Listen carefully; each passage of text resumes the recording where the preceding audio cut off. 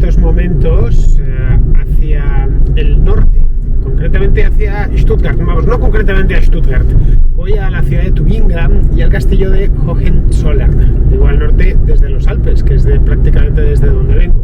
Estoy atravesando los pueblecitos, son todos un encanto aquí en esta región. Este es el antiguo reino de Württemberg y la verdad es que merece una visita desde donde lo miremos. Bien, tanto el castillo de Hohenzollern como la ciudad de Tubinga están en Baden-Württemberg, pero el castillo de Hohenzollern pertenecía a la familia imperial, es decir, pertenecía a Prusia, aunque el castillo y la ciudad están al lado, muy cerquita. En tiempos históricos la cosa estaba bastante más revuelta aquí en Alemania en cuanto a los principados seculares, bueno, seculares y eclesiásticos, porque había un poco de todo. Bien, pues como voy con mucha tranquilidad, como podéis ver, a través de estos pueblitos que son todos una maravilla, cuando llegue os mostraré ambas cosas. Por un lado, el castillo y luego por otro la ciudad de Tübingen en alemán, que es una ciudad muy antigua y que tiene una universidad del siglo XV. Aquí voy a cruzar las vías del tren. Luego digáis que solo hay pasos a nivel en España. Alemania está hasta arriba de pasos a nivel. Bien, pues nos volvemos a ver, ahora eso sí, las caras, porque ahora estoy conduciendo. Nos volvemos a ver dentro de nada, en cuanto llegue. Ya estoy a los pies del castillo de Hohenzollern, allá arriba lo tenéis. Realmente desde aquí se ve un poquito más grande, pero esta cámara, como bien sabéis, tiene un angular muy pronunciado. De cualquier modo, ahora vamos a subir, hay que subir por esa colina, ese monte. Se llama el monte Zollern, de ahí que el castillo se llame castillo de Hohenzollern, es decir, del Alto Zollern. Es un castillo que, tal y como lo estáis viendo ahora, no es medieval, aunque lo parezca. Le pasa un poco a los que vimos en Baviera. Bueno, un poco no, exactamente lo mismo. La diferencia es que este castillo lo hizo el rey de Prusia, es decir, el emperador, el Kaiser, porque de aquí venía su familia, de esta comarca. Toda esta zona era el señorío de los Hohenzollern. El nombre del señorío le venía dado de esta montaña, de la montaña de Zollern. Bien, aquí se puede subir en coche, que es como voy a subir yo, y se puede subir andando también a través de ese bosque, pero yo voy a hacerlo en coche, naturalmente. No por nada, sino porque tardaría toda la mañana en subir hasta allá arriba, y además me encontraría con un problema añadido, y es que me tendría que enfrentar a la riquísima, variadísima y peligrosísima fauna que hay escondida en ese bosque. Así que voy a pillar el coche de nuevo y nos subimos para allá. Estoy ya a punto de subirme al autobús que me va a llevar hasta la parte alta del castillo. Es un autobusito que te dejan primero aquí en un aparcamiento y luego pues te tienes que subir aquí. Advertencia, esto es carísimo. Me han quitado nada más y nada menos que 22 euros por dejar el coche ahí, por el autobusito este y por ver el castillo. Pero bueno, creo que merece la pena, aunque solo sea por el hecho mismo de mostrároslo. Ya no subí a los de Baviera porque no tenía mucho tiempo, así que tengo que compensaros de alguna manera con este castillo. Bien, voy a subirme ahora al autobús y continuamos arriba. Ya estoy arriba, este es el acceso. Como veis, es un acceso que se hizo para utilizarse con carros del siglo XIX, que es cuando se hizo este castillo. No todo el castillo, los cimientos del mismo son más antiguos, porque aquí realmente hubo 3 castillos, aquí en Hohenzollern. Uno del siglo XI, otro más que se hizo en el siglo XV, y luego posteriormente el actual, el que tenemos aquí. Voy a voltear la cámara para que os hagáis una idea de lo extraordinariamente masivo que es el último de los castillos. No era un castillo con fines defensivos, aunque lo parezca, con estas almenas tan poderosas y gruesas. Bien, aquí tenéis el acceso al castillo, el túnel, que está concebido de puerta de acceso, de túnel de acceso al propio castillo. Lo que nos vamos a quedar, eso sí, me temo, es sin luz, así que nos hemos quedado sin luz ya. Así que continúo arriba. Esta de aquí es la entrada principal. Ya hemos pasado por... ya he atravesado el túnel con forma de caracol. Todo, como se puede ver, muy moderno, hasta en la edad de la piedra. Y este es el patio principal del castillo. Aquí a la derecha hay una capilla, la capilla protestante, y allí a la izquierda la capilla católica. Tiene dos capillas, bueno, realmente tiene dos iglesias y una capilla más que es de confesión ortodoxa, porque uno de los Hohenzollern se casó con una princesa griega que era ortodoxa, y de ahí que hiciese una tercera capilla dedicada a esa confesión cristiana. Pero las dos principales, las que se construyeron al principio, fueron estas dos. Os preguntaréis por qué. Esta es la protestante, que es una de las más famosas. Esta de aquí está inspirada en la Santa Capilla de París, porque Federico Guillermo IV, que fue quien la encargó, estaba fascinado con el gótico francés, aunque realmente este castillo, más que de gótico francés, es gótico británico. Si nos fijamos, aquí a la izquierda la capilla católica, y vamos a acercarnos aquí a este mirador, porque realmente es un mirador, aunque tenga cierta forma de bastión, donde se pueden apreciar bien las vistas desde el castillo. Hay bastante viento, así que no sé qué tal se me escuchará. Voy a levantar un poco más la voz, pero ahí lo tenéis.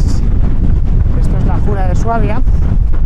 Ahí abajo está el pueblo de Hechingen, y voy a salir de aquí porque, caray, qué ventolera, y además baja helado el viento. Bien, pues este es el patio principal. Este es el autor del castillo, Federico Guillermo IV, rey de Prusia. Este no llegó a ser emperador de Alemania porque se murió un poco antes. Fue su hijo, Guillermo I, Wilhelm, el primer emperador de Alemania, el primer Kaiser, además de rey de Prusia. Los reyes de Prusia fueron desde el siglo XVIII una familia que era de esta región, de Suabia. Una familia llamada Hohenzollern, que tenía varias ramas. Una de ellas la vimos el otro día ahí en Sigmaringa, que os mostré. Sigmaringa está más al sur de esto, unos cuantos kilómetros más al sur, en el valle del Danubio. Esto está junto al río Neckar, y os mostraba que habían construido ahí un palacio en el siglo XIX magnífico. O sea, era una rama de la familia imperial, eran primos, pero eran católicos, os lo conté el otro día, mientras que los Hohenzollern prusianos eran protestantes. Federico Guillermo IV era protestante. Para poder ser rey de Prusia tenían que serlo, no se podía ser católico. Os contaba ayer en Augsburgo el principio ese que quedó de cuius regio eius religio, es decir, el príncipe tiene que fija la religión de sus vasallos. Así que, aunque en el siglo XVIII ya las guerras de religión habían pasado a mejor vida, afortunadamente para los alemanes, los Hohenzollern, que heredaron la corona prusiana, que en origen Prusia no era un reino, de hecho ni existía, era simplemente un electorado, el de Brandeburgo, y luego ya se convirtió en el reino de Prusia. Bien, estos Hohenzollern tuvieron durante un par de siglos la familia dividida. Una parte se quedó aquí en este señorío y la otra se fue a hacer fortuna a Prusia, al norte de Alemania, y terminaron convirtiéndose en emperadores del país. ¿Esto qué produjo? Que la familia se dividió desde el punto de vista religioso. Los Hohenzollern-Sigmaringen se quedaron siendo católicos y leales a Roma, mientras que los otros no. Los otros se reformaron y se convirtieron en cabeza de la iglesia propia de Prusia. Claro, esto ya en el siglo XIX había pasado a mejor vida, estos problemas religiosos. Y los primos, y seguían siendo primos todavía, aunque fuese ya un poco lejanos, querían mantener buena relación. Así que Federico Guillermo IV, ese de la estatua que hemos visto ahora, decidió que quería retomar el contacto con sus familiares suavos, porque él se seguía sintiendo suavo, a pesar de que su familia llevaba reinando en Prusia pues siglo y medio. Y en un viaje que hizo a principios del siglo XIX, cuando todavía era príncipe de la corona, que hizo hacia Italia, pasó por aquí, claro, todo el camino hacia el sur, y para pasar a Suiza y después a Italia, y quiso visitar las ruinas de lo que quedaba del último castillo de sus antepasados, que era este, bueno, este no, el que había antes de aquí, de este. estaba ya en ruinas, era un castillo que se había construido en el siglo XV, había habido antes otro anterior que no sabemos cómo era, está documentado históricamente, pero desconocemos la forma, no hay ni siquiera un mal grabado que echarse a la boca. Y lo que hizo este hombre fue subir hasta aquí arriba, Federico Guillermo IV, siendo todavía un príncipe, era joven, y se quedó fascinado por el lugar. Es cierto que hace hoy mucho viento, pero merece la pena. La Jura de Suabia es uno de los lugares más bonitos de Alemania y más desconocidos también, por lo menos para los extranjeros. Bien, pues le gustó tanto esto que pensó, que además como le iba bien, pensó que había que reconstruir el castillo. Y se lo encargó a un arquitecto berlinés que se llamaba Stüler, habló con sus primos de Sigmaringen y a los primos les pareció bien la idea. Así que entre ambos financiaron la reconstrucción, o lo que ellos creían que era la reconstrucción, del castillo de sus antepasados. Era un castillo de estilo romántico, lo que se tenía entonces la idea de que debía ser un castillo en la Edad Media, y era más o menos esto. Si conocéis Inglaterra, os será relativamente familiar hasta el color de la piedra. Y se pusieron a ello, les llevó varios años reconstruirlo, y nunca fue habitado por ningún rey de Prusia, tampoco por ningún emperador. Era un castillo que era un símbolo, más que otra cosa, un símbolo de la familia, todo un homenaje a los Hohenzollern, una familia a la que les había ido especialmente bien en la vida. Habían llegado a ser emperadores de Alemania, una simple familia de provincias, como aquel que dice, de una comarca al sur del país, en la que tenían que competir además con señores locales poderosos como los reyes de Württemberg, y habían conseguido poner bajo su batuta a todos los señores alemanes. Pues bien, esta es la historia muy resumida y muy rápida de este castillo neogótico, cartonpiedra, como los que vimos en Baviera el otro día, y que a pesar de todo tiene su atractivo, ¿para qué negarlo? No cayó Federico Guillermo IV en los excesos de Luis II de Baviera, en esas fantasías casi sacadas de un cuento de hadas. Evitó precisamente eso, pues no lo sé muy bien por qué, quizás Stüler no le gustaba o al propio Federico Guillermo IV le parecía excesivo. Federico Guillermo IV no estaba obsesionado con las óperas de Wagner, le gustaban como le gustaban a todos los alemanes de aquella época, pero no hasta ese extremo. Así que lo que hizo fue esto, y se quedó más o menos terminado al final de su reinado, es decir, que pudo verlo casi terminado. El que lo terminó de inaugurar fue Guillermo, el primer emperador de Alemania, y fue, si mal no recuerdo, 1 o 2 años antes de que se convirtiese en tal. Esta es la capilla protestante, también conocida como Capilla de Cristo. Es una de las 2 capillas que tiene las 2 iglesias, mejor dicho. Ya os dije que capillas hay 3, una de ellas ortodoxa, y como os decía al principio, está inspirada en la Santa Capilla de París. Solo inspirada, ¿eh? El techo, por ejemplo, pues es, como podemos ver, es azul y dorado. Luego es muy sencilla, no entra mucha gente, como podéis ver, y esta capilla ha tenido siempre muy poca actividad, porque aquí nunca vivió rey alguno, como os dije. Se llama Capilla del Cristo porque en el crucifijo, no sé si se aprecia, hay una imagen de Jesucristo, un rostro, justo en el centro de la cruz. Bien, aquí en esta capilla tiene más historia por lo que pasó en el siglo XX que por lo que pasó en el XIX, y es que en esta misma capilla estuvo enterrado Federico el Grande de Prusia. ¿Por qué lo enterraron aquí?, os preguntaréis. Bueno, lo enterraron aquí porque en el año 1945, cuando los rusos habían invadido Berlín, los soviéticos, la familia Hohenzollern tenía miedo de que cayesen los restos del rey de Prusia más grande y más famoso, cayesen en manos de los soviéticos, así que ordenaron que lo sacasen corriendo de su tumba en Potsdam y lo trajesen aquí, y estuvo aquí enterrado hasta el año 1990 o 91, es decir, hasta hace relativamente poco tiempo, y ya desde entonces se quedó esto vacío, las 2 tumbas que habían hecho se quedaron completamente vacías. Si os fijáis, lo que merece la pena de esta capilla es, sin ninguna duda, las vidrieras, que hacen que sea especialmente luminosa. Está todo hecho en un estilo neogótico casi perfecto. Esto es los arquitectos del siglo XIX, que sí que se estudiaban los manuales de historia del arte, y ahí está el escudo, el águila imperial, en el escusón, en el águila, en el pecho del águila está el escudo de los Hohenzollern. Bien, pues estos arquitectos como Stüler sí que se leían los manuales de historia del arte, estos que no gustan nada a Alberto Garín, y claro, querían copiarlo a la perfección, como si fuese algo canónico. Querían hacer un edificio que si lo viese un arquitecto gótico del siglo XIII, por ejemplo, XII o XIII, les pareciese perfecto. Y esa es la razón por la que lo hicieron con esas líneas tan puras, tan de gótico florido. Bien, la otra capilla, ahora que estamos fuera, y además da un poquito el sol, de lo cual me alegro, porque yo el sol, la verdad, llevo días aquí, todavía no lo había visto del todo, ayer un poquito en Augsburg y poco más. Bien, esa es la capilla católica. Si os fijáis, el color de la piedra es distinto. Y es distinto porque esta capilla, al menos su base, era lo único que quedaba del castillo del siglo XV. El del siglo XI no se conserva nada, quizá los cimientos, habría que excavar. Pero esto es lo único que había medianamente en pie cuando llegó aquí Federico Guillermo IV. Y esa es la razón por la cual su piedra es diferente.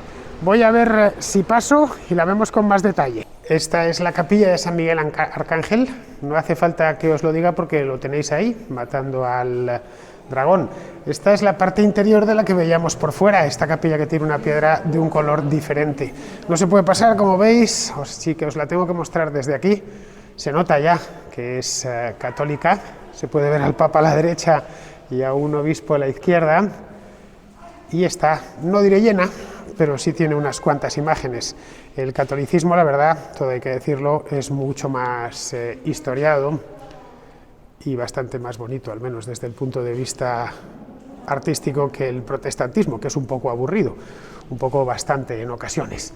Bien, pues esta es la capilla, no puedo pasar más lejos, pero esto es lo único que había aquí, del segundo castillo. Lo único que se encontró, no sé en qué estado estaría, pero sí en un estado suficientemente bueno como para que pudiesen reconstruirlo de una manera razonable. Se puede ver que la obra de reconstrucción fue generosa, pero aún así podemos decir que lo único que queda de ese castillo, un castillo que está mucho mejor documentado que el del siglo XI. Voy a esperar aquí a que pasen los turistas y ahora ya puedo salir. Mucho mejor documentado que el del siglo XI, y ese sí sabemos cómo era. De hecho, este castillo lo que hizo Stüler fue seguir la misma planta del anterior. Bien, vamos a pasar ahora al castillo, que aunque tiene cierta parte de fantasía, no deja de estar mal, así que veremos qué se os puede mostrar por ahí. Esa puertecita de ahí conduce a la Cámara del Tesoro, pero no me dejan pasar con la cámara, no me deja pasar esta señorita de aquí, que dice que esto es peligrosísimo y puedo grabar y filmar para todos vosotros las joyas de la corona de Prusia. Así que nada, nos hemos quedado sin verlas. Yo sí he pasado, ya las había visto en alguna ocasión, no son una cosa muy importante, pero bueno, aquí para la familia Hohenzollern sí son importantes. Pensad que ahí están los tesoros de esta familia, una familia que llegó a tenerlo todo, y por todo se entiende, toda Alemania, y al final se quedó sin corona y sin nada, pero este castillo sigue siendo suyo, es de su propiedad, así que muestran lo que les da la gana. Este castillo no es propiedad del Estado de Baden-Württemberg, tampoco del gobierno alemán, es un castillo completamente privado. Bueno, esa es una de las razones por las cuales me ha costado nada menos que 22 eurazos entrar aquí, pero en fin, bien pagados, porque como veis, una pena que no se haya podido mostrar la corona imperial de los... Voy a buscar una fotografía en internet y os la subo. Bueno, voy a ver si me dejan ahora subir la cámara hacia el interior, porque veo que están muy serios, querrán vendernos postales. Se sube por aquí. Nicht Foto. Nee. Nicht Foto. Nein, leider nicht. Sorry. Bien, aquí mi amigo no me deja subir las fotografías, así que tengo que apagar aquí mismo. Estoy robando algunas imágenes. No quiero decirlo muy alto, pero aquí tenéis el castillo por dentro. Os estoy mostrando las habitaciones privadas. Muy grandes, la verdad es que no son. Aquí su silla de montar. Y aquí un saloncito, el salón de la reina pone ahí, salón azul. Todo muy del gusto del 19, como podéis ver. Bueno, no os lo vais a creer, pero me han agarrado ahí dentro y me han obligado a borrar los vídeos que había grabado. Eran solo 3, una cosita muy breve, pero los he tenido que borrar en su presencia. Una cosa acojonante, esto no me había pasado en ningún sitio, ni en el Palacio Real de Madrid, que es un palacio de verdad, y no este cartón piedra. Pero bueno, yo soy más listo que esta gente, porque para algo soy hispano, y mientras hacía como que borraba, me lo he descargado el teléfono. Así que nada, tenemos vídeo, en una palabra, a pesar de que ellos han visto que estaba ahí el maromo, vigilando que se borraba y se estaba borrando. Claro, lo que no sabía es que poco antes yo había hecho una copia de seguridad en mi teléfono. Bien, espero que la copia esté bien hecha porque vamos hacia abajo ya. Tampoco hay mucho más que ver, si os soy sincero. Me da un poco de rabia no haberos mostrado la corona, que es casi lo único que merece la pena del interior. Pero bueno, vamos a dar una vueltecita ahora por las almenas, las falsas almenas de este castillo que nunca tuvo que soportar asedio alguno, pero bueno, merece la pena a pesar de que hace bastante viento. Ya veremos si nos deja o no nos deja grabar la ventolera que hay aquí. Bien, aquí que no tengo, mirad esos 2 caballeros que puso ahí. Esto lo vimos en Baviera. Estos reyes alemanes del siglo XIX estaban atontados con la Edad Media, con las glorias pasadas, lo cual tiene cierta razón de ser histórica. Pensad que durante la Edad Media y buena parte de la Edad Moderna, los alemanes estuvieron separados en infinidad de principados y de reinos y demás, así que sus casas reales no habían jugado un papel importante como las casas reales de Inglaterra, de Francia o de España. Y eso les generó un poco de sentimiento de inferioridad, de tal manera que tuvieron que idolatrar la Edad Media, idolatrarse a sí mismos. Los Hohenzollern, que hoy se tienen por muy importantes, por haber llegado al Imperio Alemán, la verdad es que su brillo duró solo un par de siglos, los siglos XVIII y XIX, porque a principios del XX los destronaron. Y ya desde el siglo XX esto sigue perteneciendo a ellos, pero vamos, que no son nada en especial. Y de ahí que construyesen todas estas fantasías medievalizantes. Aquí hay viento, espero que se me escuche. Espero que sí. Bien, aquí tenéis uno de los laterales del castillo con esa vista que hemos podido ver antes. Aquí hay una galería de reyes también, de reyes prusianos, y vienen los turistas de la zona, bueno, no solo de la zona, viene gente de toda Alemania hasta este castillo, vienen a congelarse un poco de frío, porque como podéis ver, aquí verano, lo que se dice verano, pues no tienen. Aquí está esta galería de emperadores que os comentaba antes. Aquí está Guillermo I, de 1861-1888, el primer emperador de Alemania. Federico Guillermo IV, que fue el anterior, aunque este no llegó a ser emperador, pero fue quien hizo este castillo y fue el padre de este. Y luego, por último, Guillermo III, que va de 1797 a 1840, que fue el padre del anterior, Reyes de Prusia, el que llevó a emperador es ese. La verdad es que lo del Imperio Alemán, el Segundo Imperio, fue un poco dramático porque les duró poquísimo el caramelo. En 1918 se les deshizo en su propia boca. Bueno, en su propia boca, en la boca de Versalles, exactamente. Bien, pues aquí termina nuestra visita. Espero que os haya gustado. He tenido que enfrentarme aquí a las SS del castillo de Hohenzollern para que disfrutemos todos de su interior. Y aquí tenéis esta vista que es maravillosa. Es un lugar bien bonito. Se ve, yo creo que tranquilamente 50 kilómetros a la redonda. Bien, pues aquí, queridos, en plena Jura de Suabia os dejo, y ahora voy a subirme el autobusito ese, pues no pretenderéis que me baje por ese bosque, y vamos hacia Tubinga. Tubinga es una ciudad que, a diferencia de este castillo, tiene una historia, y una historia muy interesante.